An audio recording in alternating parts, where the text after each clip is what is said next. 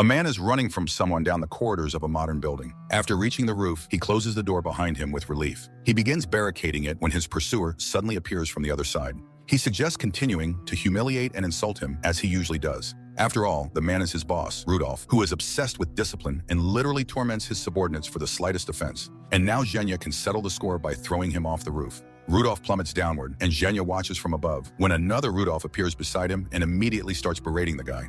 That one also goes flying down, where a couple of dozen identical virtual bodies are already lying. The adventure ends, Zhenya comes out of it, and immediately shudders at the voice of the real Rudolph. Their colleague Vika sticks up for her friend, but the boss is unyielding and announces disciplinary measures. Later, Vika scolds Zhenya, not understanding where the Kill Rudolph adventure came from, the one that everyone at work is playing. The guy admits that he developed it because there is no other way to relieve the stress of dealing with such a boss. The young people work at a company called New Life, which offers anyone the chance to experience any virtual adventure. Now everyone in the country can fly to the stars or dive into the depths of the ocean without risking their lives. However, real crimes still exist in society, and policeman Mikhail has to take part in apprehending criminals, while special units head to the scene. He disperses the offenders and then rides his retro bike to see his brother, Yuri, who also works for the police but holds a higher position. The thing is, recently people have been making widespread complaints about the appearance of negative characters in their New Life adventures. Characters called glitches, which embody their complexes and fears, turning entertainment into a paranoid nightmare.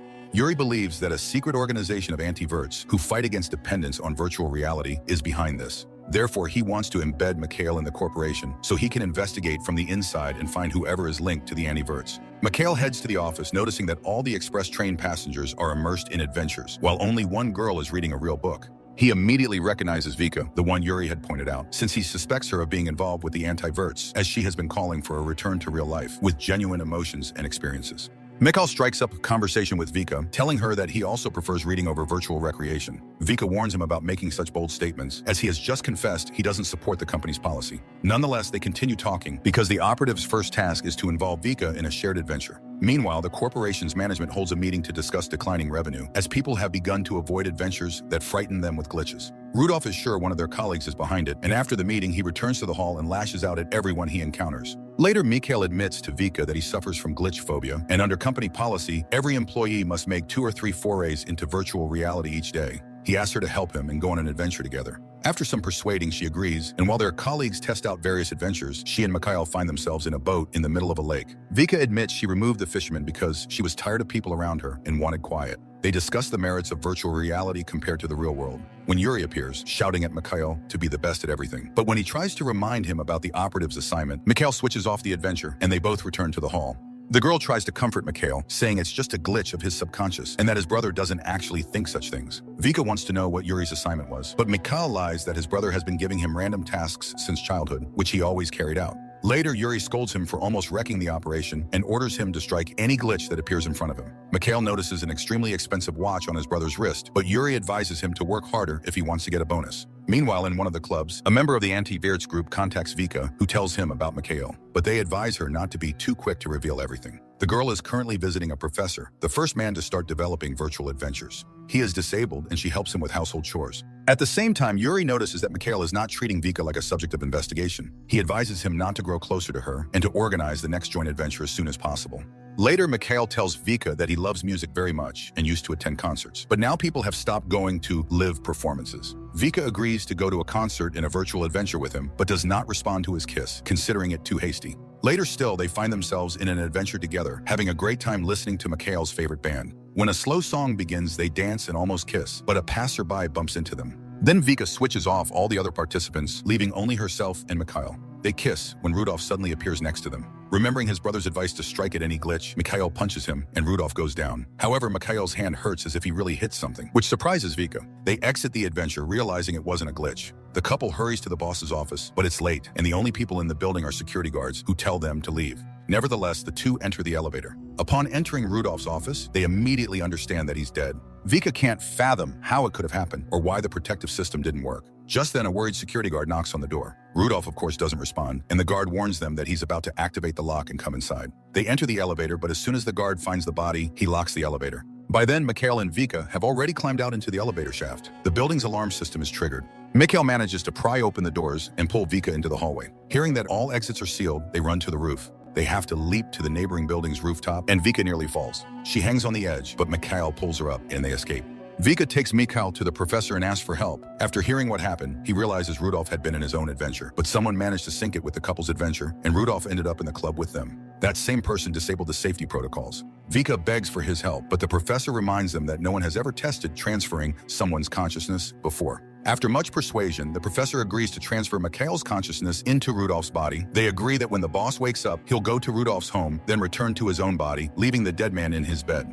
That way, no one will connect Rudolph's death with Mikhail and Vika's visit. Meanwhile, at the office, the management is trying to figure out what happened and who killed Rudolph. A detective arrives and starts interviewing witnesses. Mikhail, for his part, is stunned by the professor's discovery because it's basically immortality. Meanwhile, the detective believes Rudolph died from cardiac arrest, which could have been caused by a severe blow. Mikhail suddenly realizes that Rudolph was killed by his own hands, so there must be someone who devised the plan and set him up. He recalls Yuri's advice to strike a glitch. He asks the professor how long he can stay in Rudolph's body. The professor urges him to hurry because after 18 hours, his consciousness will be fully integrated into the new body. The professor begins the transfer. Rudolph comes to, scaring the orderlies and co-workers. At the same time, Yuri tries to reach his brother, but his chip is inactive. Meanwhile, Mikhail as Rudolph tries to determine if the boss had dealings with Yuri. However, the secretary says she never saw him at the corporation's office, nor noticed any strange calls or visitors. Conflicts with subordinates were a regular thing. He then goes down to the main hall and, pulling Zhenya out of an adventure, summons him to his office, ordering him to collect information on Yuri. Meanwhile, he speaks with a detective who tells him about the strange resurrection of Rudolph.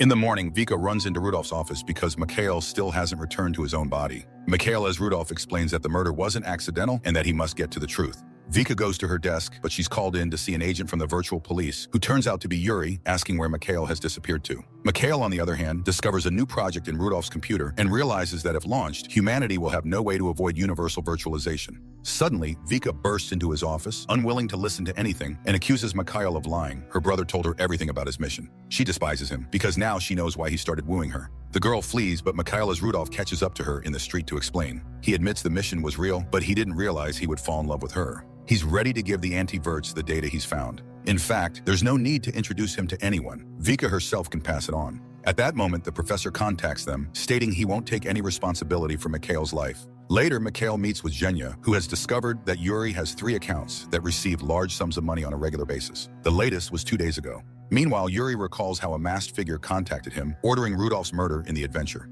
Yuri laughed because everyone knows adventures are harmless, but the masked figure explained that he had to strike as if he could really kill, and then transferred the money. Just then, Vika calls Mikhail as Rudolph, begging him for help. He rushes to the place she indicates. It turns out that she and the professor decided to return Mikhail to his real body against his will. Rudolph shuts down, and Mikhail regains consciousness in himself. He thanks the professor and goes home, where Yuri soon shows up. Yuri blames him because he became a murderer on his account. He tells Mikhail everything he knows about the masked figure, which isn't much, and asks for forgiveness. Mikhail, however, sends him away. Meanwhile, the anti-Verts, having gotten the data from Rudolph's computer, decide to upload it online to alert the world to the threat.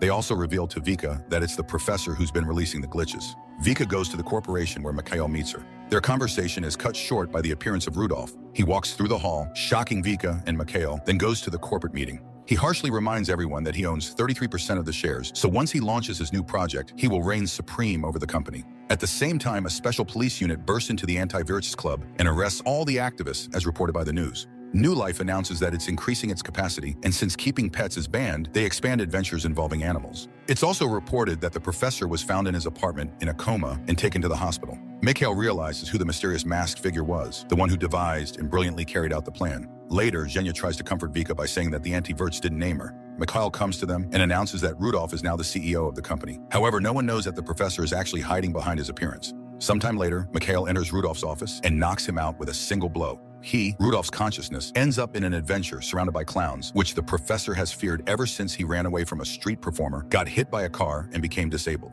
A swarm of clowns demands he confess his crime. Unable to bear it, he admits his guilt. Instantly, a group of people dressed in circus costumes appears around him, with Mikhail among them. But Professor S. Rudolph suddenly starts laughing because he got rid of that fear long ago. And even if he confesses, Mikhail can't prove anything since they are in an adventure. However, Mikhail tells him to look more closely, and Rudolph realizes that beneath the clown makeup are his co-workers and the detective, who is pleased by his confession, and it's all one shared adventure. Professor as Rudolph regains consciousness a minute before Mikhail does, hits him on the head, and flees. They try to track him down, but Rudolph has disabled his chip, and all the funds have been withdrawn from his accounts. Mikhail goes to see Zhenya, who immerses the guards in a cutting-edge adventure and announces that the dangerous criminal is wanted. Mikhail heads up to the server room and destroys it with gunshots. Immediately, the adventures stop being broadcast, and everyone returns to reality, beginning to regain their senses. They immediately notice Rudolph, whose image is everywhere now, labeled a dangerous criminal. Receiving the message, Mikhail rushes to the specified location. Soon he sees Professor as Rudolph running and tackles him, just as the operative squad, led by Yuri, arrives. Later, the detective interrogates the professor, accusing him of murder. However, that same evening, the professor received an offer he could not refuse. He handed over the consciousness transfer technology, and all charges were dropped. He returned to his own body, and although he now works under supervision, he still retains his knowledge, so there's a chance he'll strike again in the future. Rudolph's body was also saved, and the seeds of consciousness planted there are rapidly developing. The anti-Verts received suspended sentences and continued their fight against virtual adventures. Yuri was charged with corruption and arrested. And Mikhail and Vika went on a real adventure, where there were fishermen and thrill-seekers on speedboats out on the lake. But they were happy. Overall, the film tries to be cyberpunk and dystopian, but it doesn't succeed. As a thriller, it's very weak, with no tension. As science fiction, it also falls short. Essentially, it's just a visually pretty movie with no real ideas or innovations. A flick for one evening.